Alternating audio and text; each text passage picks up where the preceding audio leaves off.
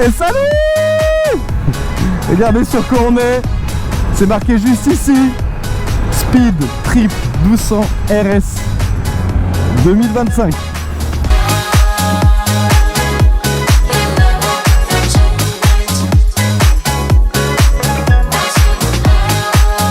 Bon alors, outre le fait que j'ai des freins qui couinent de fou malade, vous imaginez même pas.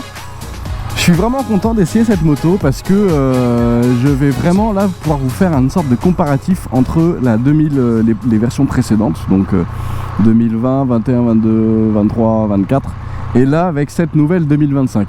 Et même si en façade elles ont l'air d'être les mêmes, je peux vous dire que c'est quand même une sacrée différence. Il y a quand même une sacrée différence dans le sens où on s'y retrouve toujours. Bon alors ça c'est même pas que les speeds, hein, c'est les triomphes de façon générale, on s'y retrouve toujours. Mais en fait c'est comme s'ils avaient suralimenté les anciennes versions. Parce que là c'est flippant. C'est simple, elle est un chouïa plus puissante. On passe de 180 à 183 chevaux. On a un peu plus de couple aussi. Mais en termes de ressenti, c'est démoniaque.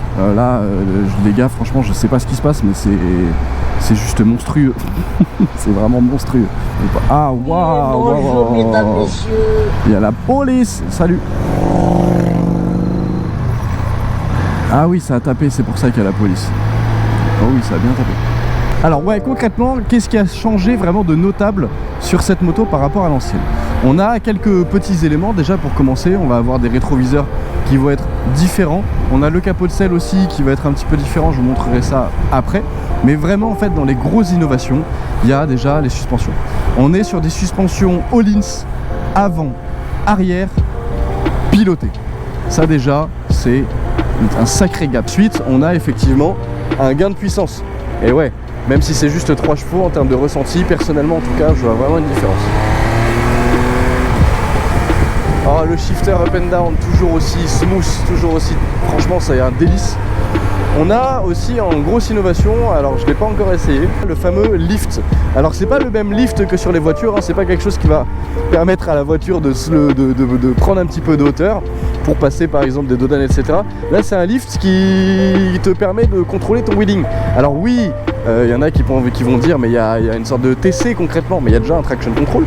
Là en fait c'est plutôt une technologie qui va gérer automatiquement l'inclinaison, automatiquement l'inclinaison de la moto quand tu décides de lever. Donc il y a 4 modes en fait pour gérer cette inclinaison là. Il y a un mode 1 où c'est au plus faible et un mode 4 où c'est vraiment au max. C'est tout bête, pour le faire fonctionner, et ben, on va dans les réglages, c'est activé déjà par défaut. Et concrètement, bah, il vous suffit simplement de mettre gaz en grand, parce que de toute façon il y a tellement de gaz que tu n'as même pas besoin de mettre un coup de sirette. Tu mets gaz en grand et après bah, tu passes tes vitesses au shifter. Tu gardes ton pied sur le frein arrière et puis ça gère tout seul. C'est quand même un truc de fou. Voilà, c'est un monstre.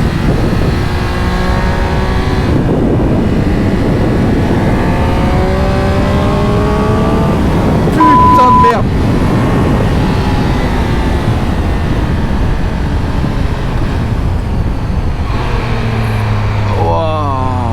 Il y a un frein moteur de fils de pute. Alors, j'ai remarqué aussi qu'on avait la possibilité, et ça je trouve que c'est vraiment génial, personnellement je l'avais encore jamais vu, qu'on avait la possibilité de gérer la puissance du frein moteur. Alors ça je trouve ça fou. Là le frein moteur est au max et clairement on sent qu'il est au max le garçon.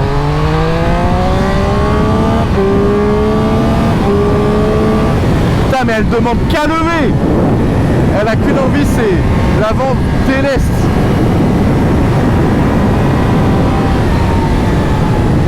C'est toujours d'une précision exceptionnelle. Ça va là où tu as envie qu'elle aille.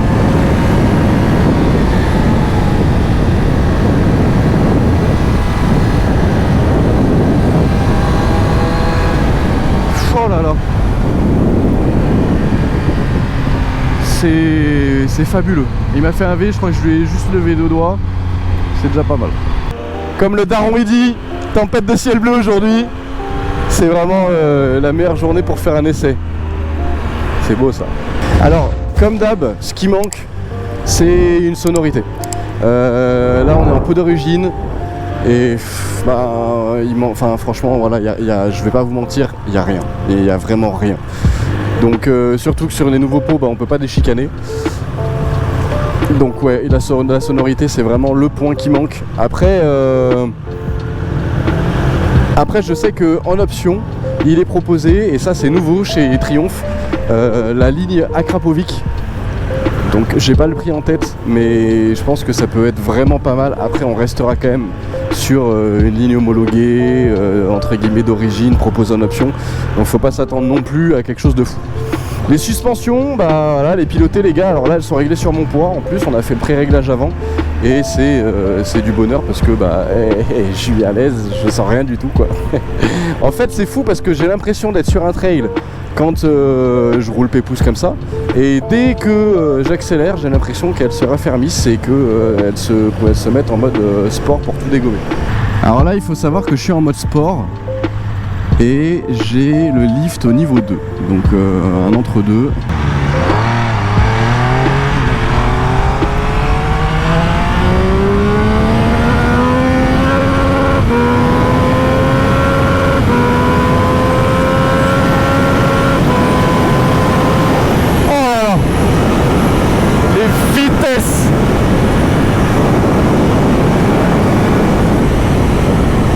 Les vitesses. Ok, je comprends le niveau 2.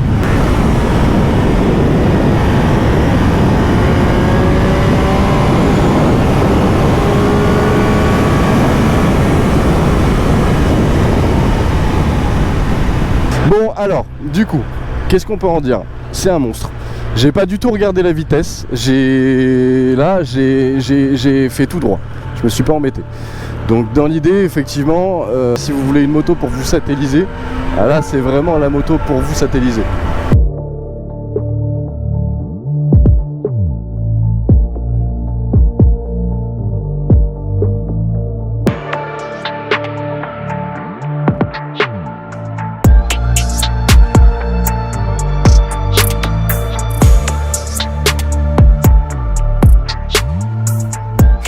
Bon, regardez-moi cette dinguerie.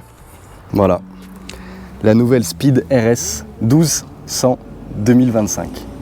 Bon, alors qu'est-ce qu'on a par rapport à l'ancienne qui change? Parce que concrètement, c'est la même moto, vous avez compris, c'est la même moto mais c'est un monstre. Elle est encore plus folle, plus puissante, plus de Nm. Cette fois-ci, on gagne 3 chevaux qui poussent à 183 chevaux au total et on a 128 Nm de couple. Ça paraît rien, mais c'est énorme.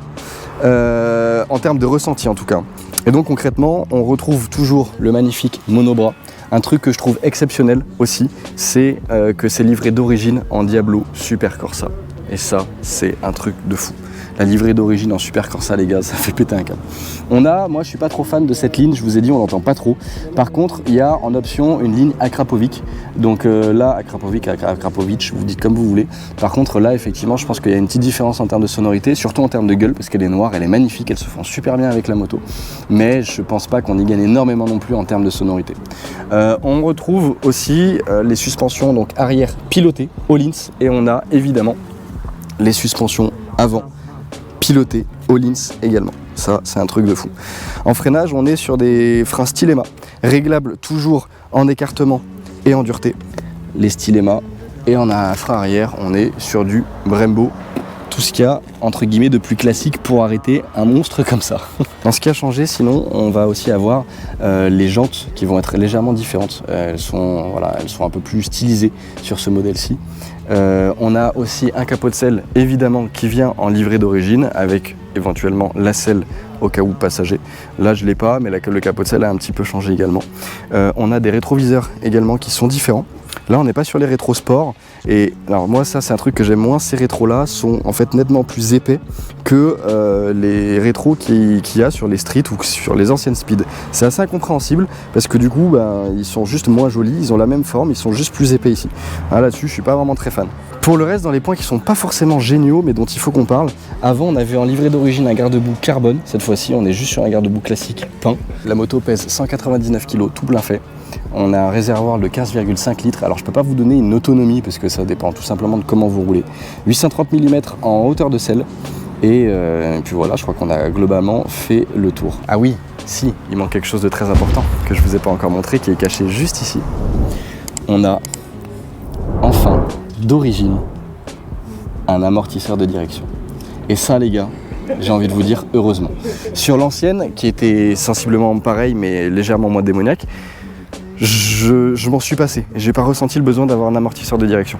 Pour le coup, là, à chaque accélération, heureusement qu'on a les pneus, les Super Corsa, mais à chaque accélération, de toute façon, le TC, le Traction Control, s'active. C'est un truc de fou. La moto a envie de délester à chaque fois de l'avant. Je connais pas encore tous les coloris qu'il y a, mais le noir, il est plutôt pas mal. Le problème, c'est, vous pouvez le voir, il y a des traces de partout. Et moi, là-dessus, je suis pas très fan. Je suis pas fan des motos full black. Je sais que c'est vraiment une mode en ce moment. Mais personnellement, je préfère les motos qui sont un peu plus colorées. Ça change un petit peu de ce qu'on voit habituellement.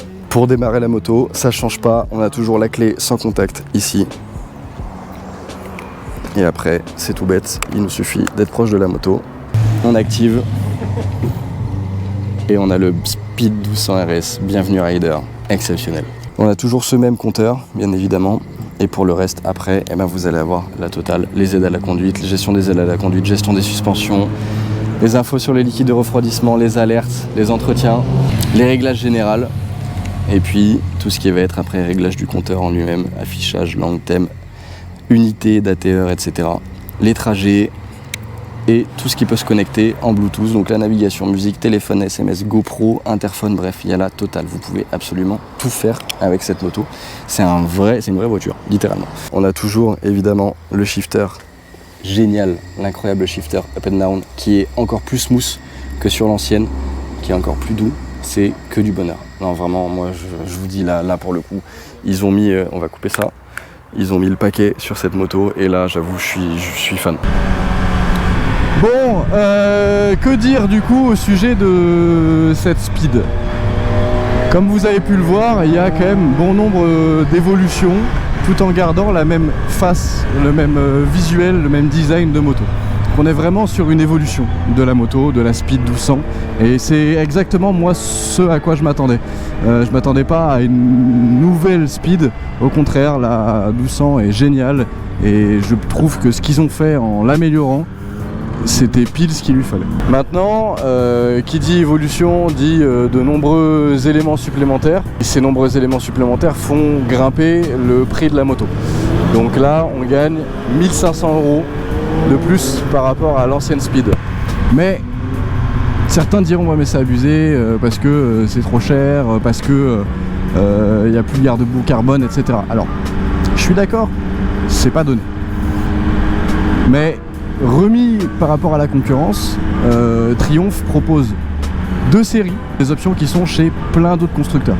Donc là-dessus on s'y retrouve. Et oui, effectivement, il n'y a plus le garde-boue carbone. Oui, je suis d'accord, c'est quelque chose qui était stylé, qui a plus maintenant. Mais moi je préfère ne plus avoir un garde-boue carbone et avoir des suspensions avant-arrière pilotées.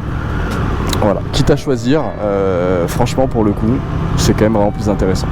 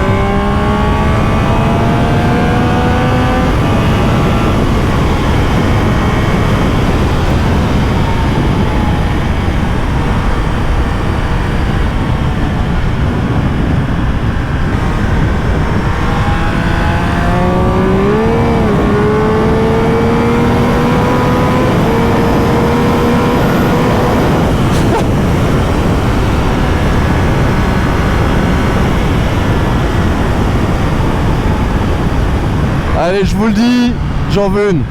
Alors, voilà, je pense que je peux le dire clairement. J'en veux une.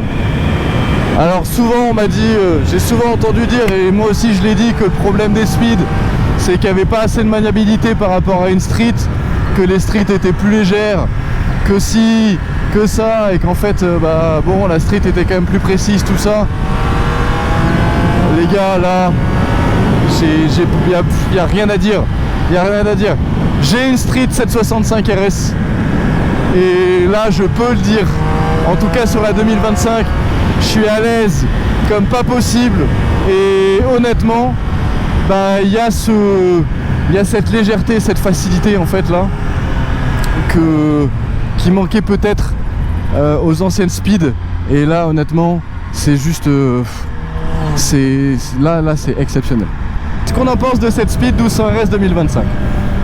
Écoutez, pour moi, c'est juste la consécration des Speed. J'ai essayé la 1050 RS, j'ai essayé la 1200 RS, les modèles précédents. Et là, on est sur la dernière. Et honnêtement, pour moi, il y a absolument tout ce qu'il faut là où il faut. C'est une moto qui va avoir la précision d'une street. Je le disais déjà pour l'ancienne, mais cette fois-ci, je le dis encore plus. Parce que vraiment, j'ai l'impression d'être sur une street qui a 183 chevaux. On a plus de puissance, on a plus de technologie. Et je l'avais dit, ce qui manquait éventuellement sur l'ancienne, c'était des suspensions pilotées. On a des suspensions pilotées. C'était d'avoir un amortisseur de direction. On a un amortisseur de direction. On a les meilleurs freins de la production. On a parmi les meilleures suspensions de la production. Qu'est-ce que vous voulez de plus? Tout ça dans un 3 cylindres, un 1000 qui fait moins de 200 kg. C'est une moto qui est confort, on peut rouler en ville avec facilement tous les jours, comme une street. On peut rouler ultra fort avec, on peut rouler précis. Bref, c'est une moto qui vous permet de tout faire. Elle est polyvalente et bonne partout. Voilà, je pense que concrètement tout est dit sur cette 1200 RS 2025. C'est pas un test avec plein de détails, etc. C'est plus le test d'un motard lambda qui kiffe les motos, qui a la passion de la moto, la passion des triomphes notamment, mais ça vous le savez déjà, et qui vous donne tout simplement son jeune avis sur les nouvelles motos. Parce qu'en fait, mon but, c'est pas de vous faire des tests qui sont complexes, c'est de vous faire des tests qui vous ressemblent, et qui me ressemblent, et qui ressemblent au motard classique, qui a juste envie de se faire kiffer, de se faire plaisir avec une moto. J'essaie de vous partager le plaisir que j'ai au volant de ces motos-là. C'est bête à dire, mais là, je suis au travail, en fait.